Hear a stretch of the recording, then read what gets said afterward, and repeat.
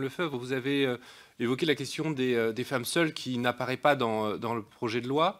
Et j'aurais voulu poser la question des hommes transgenres qui n'apparaissent pas non plus dans la loi et qui pourtant pourraient physiquement bénéficier de l'aide à la procréation médicalement assistée. Donc j'aurais souhaité avoir votre avis et l'avis du CCNE là-dessus.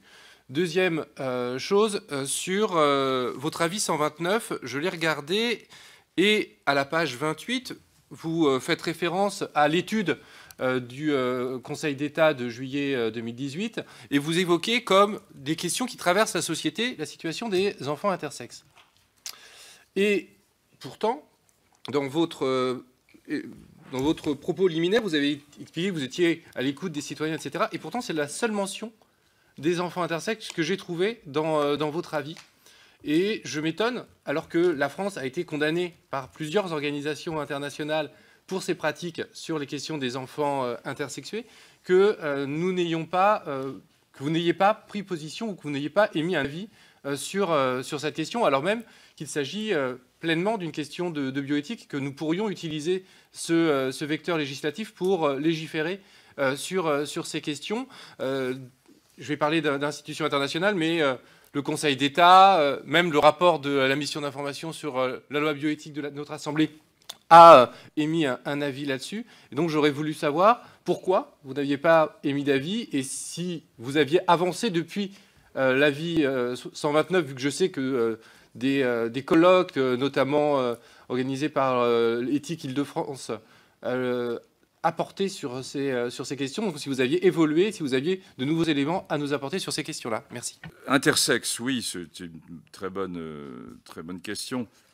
On a un groupe de travail qui s'est mis en place juste après le 129 sur ce sujet et qui devrait délivrer un certain nombre de recommandations, je dirais, dans le courant du mois d'octobre.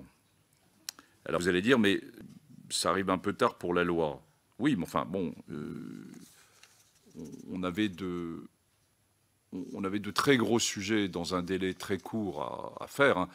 Moi, je dis que les États généraux de la bioéthique, c'est un exercice extraordinaire qu'on a eu l'occasion de faire, mais dans un délai extrêmement rapide, avec une équipe qui était quand même relativement réduite. Donc on ne pouvait pas aborder tout, vous voyez, au même niveau. Mais intersexe est évidemment un sujet important, et il nous a paru... Il y a déjà beaucoup de réflexions qui ont eu lieu, y compris de la part du politique. Il y a un rapport du Sénat sur le sujet et d'autres. Et il nous a paru important si on le reprenait, qu'on essaie de ne pas répéter ce qui avait déjà été dit, mais plutôt d'essayer de trouver, ou de ne pas trouver d'ailleurs, quelque chose qui pouvait interpeller, avoir une nouvelle vision autour de ça.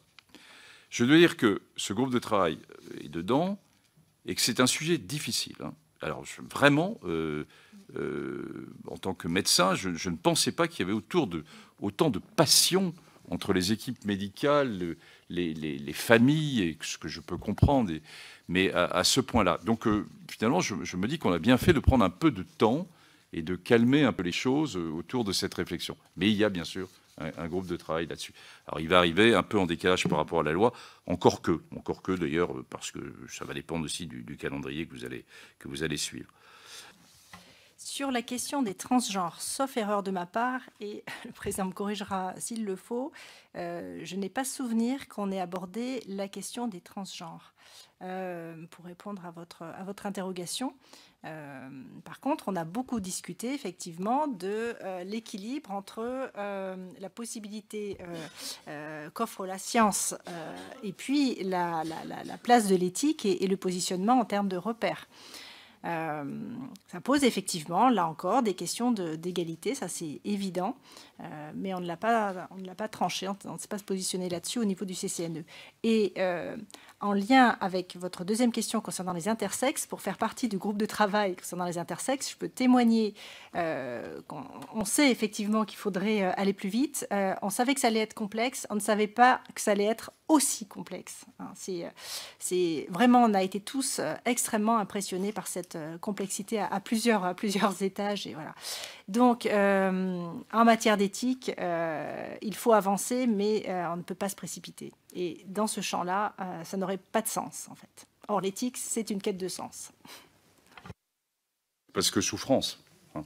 Oui. Et c'est ça qui est fondamental. Sur l'accès aux origines, j'aurais voulu connaître votre avis sur le système belge du double guichet.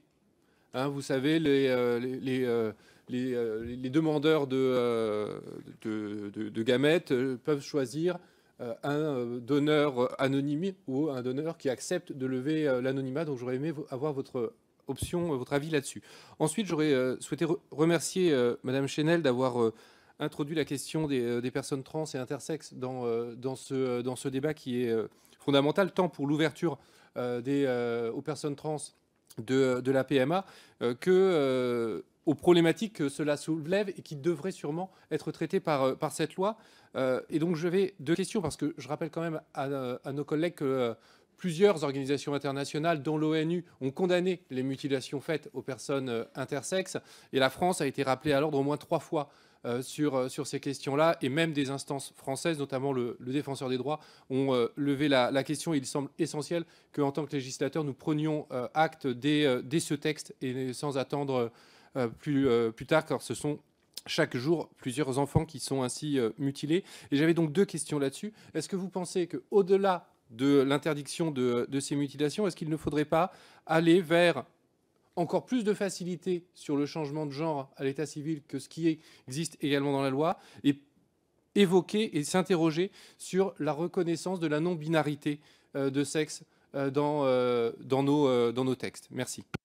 Sur le système belge, il nous semble que l'idée du double guichet, en fait, répond à non pas à l'intérêt supérieur de l'enfant, mais puisque au moment où le don va être choisi et le donneur va être choisi, ce sont les parents, en tout cas les futurs parents, qui vont faire ce choix. Or, en faisant son choix, ils vont imposer leur choix à leur enfant. Or, je pense que aujourd'hui, quand on parle de l'intérêt supérieur de l'enfant, c'est bien à l'enfant lui-même et à lui seul de choisir à un moment donné s'il souhaite connaître l'identité du donneur ou pas. Mais on ne peut pas dire, selon les enfants, toi, malheureusement, tes parents ont choisi le don anonyme, tu ne pourras jamais connaître l'identité de donneur, ou toi, fort heureusement, ils ont choisi que le don connu, et dans ce cas-là, tu pourras accéder à cette identité si tu le souhaites. Ça me paraît être vraiment inverser la philosophie et l'optique que le législateur doit prendre en compte.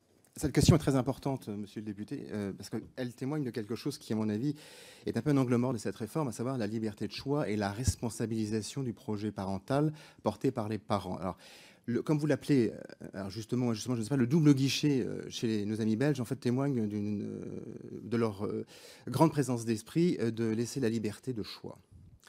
Et la PGL, en tous les cas, et un certain nombre des associations membres du collectif partagent cette idée également. Nous étions plutôt pour un double système qui permettait à la fois de respecter le choix de celles et ceux qui ne souhaitaient pas, voilà, que l'anonymat soit automatiquement levé et qu'il soit forcé aujourd'hui de passer d'un schéma où tout est anonyme, ce qui n'est pas évidemment, à mon avis, une solution viable, où on passerait à une transparence totale. On est dans une espèce d'obligation d'être transparent de tout. Bon. Donc nous ne souhaitons pas, nous aurions préféré, voilà, dans l'état du projet, on verra comment ça peut évoluer, nous aurions préféré qu'il y ait le choix entre ceux et celles qui ne préféraient pas effectivement une obligation d'aller vers cette levée d'informations. Moi, j'appelle pas accès aux origines. Les origines, c'est un peu autre chose que uniquement le don. Et nous souhaitons plus aller sur un schéma effectivement à la belge. Qu'allons-nous faire demain dans une Europe où l'Espagne interdit absolument autre chose que l'anonymat, voilà, et c'est très éthique. et le Danemark, qui lui, au contraire, est plus une levée partielle de l'anonymat. Et c'est tout autant éthique que la position de la France qui va dire non, c'est l'enfant qui doit décider quand il devient majeur. Et en tous les cas, on conditionne le don à l'obligation qui est faite au donneur de devoir ne pas s'opposer à ce que ces informations que les informations identifiantes soient communiquées à l'enfant. Moi, je crois qu'il y a quand même des choses à respecter dans cette proposition, à la fois le choix des parents, parce que sans projet parental, il n'y a pas d'enfant. Moi, je veux bien entendre tout ce qu'on veut, respecter le choix des enfants devenus adultes, tout à fait, évidemment. Respecter aussi le choix des donneurs. Les donneurs, à un moment de la vie, peuvent vouloir être anonymes et dans leur vie de donneur, se dire, non, finalement, j'accepte de ne plus être donneur. Donc, nous étions pour une liberté de choix. Et nous le sommes toujours. Simplement pour préciser sur le double guichet belge ou danois, c'est pas tout à fait le cas. C'est-à-dire qu'en Belgique, l'anonymat des dons de gamètes est inscrite dans la PMA belge ainsi qu'au Danemark. La possibilité d'avoir des donneurs semi-anonymes en Belgique et au Danemark passe par le recours à une banque de sperme privée qui donne la possibilité d'avoir des dons semi-anonymes. Donc il n'y a pas de double guichet, on va dire, légal en Belgique, ni au Danemark, mais le recours à une banque privée. Donc c'est une question également, mais la loi ne fixe pas aux donneurs qui s'inscriraient aujourd'hui dans un sécos français le choix de dire je suis anonyme ou pas. Chaque pays a tranché sur l'une ou l'autre de ces questions. Une chose à prendre en compte, c'est qu'avec l'essor des tests ADN, il peut paraître quand même utopique actuellement de vouloir garantir un anonymat éternel à un donneur. Et en ça, on pense que c'est vraiment intéressant que le projet de loi se penche sur cette question. Sur la question du changement d'état civil, oui, il y a des améliorations à faire. Il y a une procédure qui reste devant le juge et des interprétations, alors que la loi est pourtant claire. Il y a encore des tribunaux qui demandent des preuves médicales. Mais bon. Surtout, il y a un point qui n'a pas été traité, c'est la question du changement d'état civil pour les mineurs. Et que ça soit dans le cas d'enfants intersexes ou dans le cas d'enfants trans, ça implique d'attendre les 18 ans de l'enfant, ce qui peut paraître une mesure de bon sens, sauf que en fait, ça pose de gros problèmes dans la scolarité des enfants. Puisqu'en plus, il n'y a pas d'instruction pour les collèges et lycées sur comment accueillir ces enfants. Et on a donc des enfants qui sont mégenrés quotidiennement, ce qui facilite les dépressions et les exclusions scolaires. Sur la non-binarité, c'est quelque chose qui peut être intéressant. C'est sans doute une réflexion à plus long terme que le projet de loi bioéthique actuel. Par contre, il faut savoir qu'à partir du moment où, comme certains pays l'ont fait, on ouvre une case X, c'est une case qui est potentiellement très stigmatisante. C'est-à-dire qu'il faut vraiment que ça soit un choix, ce n'est pas une solution pour les personnes trans que de présenter une carte d'identité. Alors, dans l'idéal, on aurait pu cette mention, qui d'ailleurs n'y était pas il y a longtemps, sur la carte d'identité. Mais présenter un carte d'identité ou un passeport avec un genre neutre, voilà, c'est quelque chose qu'il faut assumer au quotidien.